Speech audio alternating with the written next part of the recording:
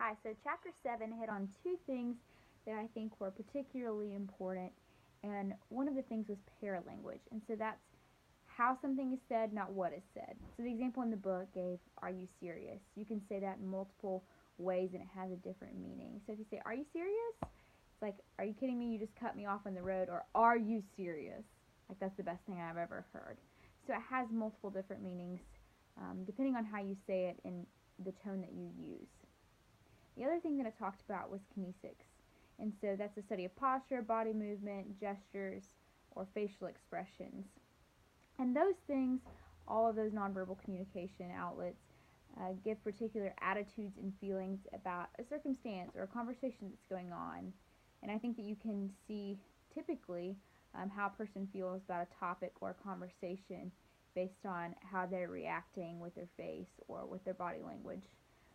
I know from interviewing people and sitting behind on the panel, that's the one thing that I'm always looking at is to see how comfortable they are and how truthful I feel like they're being with the answers they're giving me based on their body language and facial expressions and gestures. And so I was amazed to find out that the human face can have over 250,000 facial expressions. That just blows my mind. And so moving into the other questions, an artifact that I always wear is my engagement ring. And what it means to me is that it symbolizes my commitment to my fiance. And if I leave the house without it, which I have not yet done, but I've come close to doing, I feel as if I'm running out of the house without clothes on or something. Um, and that's the reason that I haven't forgotten it is because I'm about to leave the house. I'm like, oh my goodness, what am I doing? Why am I leaving the house this way? Um, and then when I see it on somebody else, when I see someone else with an engagement ring, the first thing I want to know is I wonder when they got engaged. And then I think about have they set a date? How is that going? What obstacles did it come into? So it gets me started on a mental train.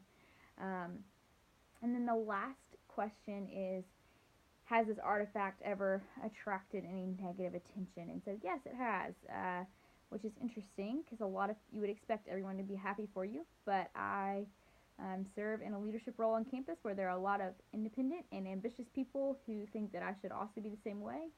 And think that getting married right when I graduate college is a negative thing and it holds me back from going to law school and doing all the things that they view as more important than starting a career and starting a marriage and a family. And so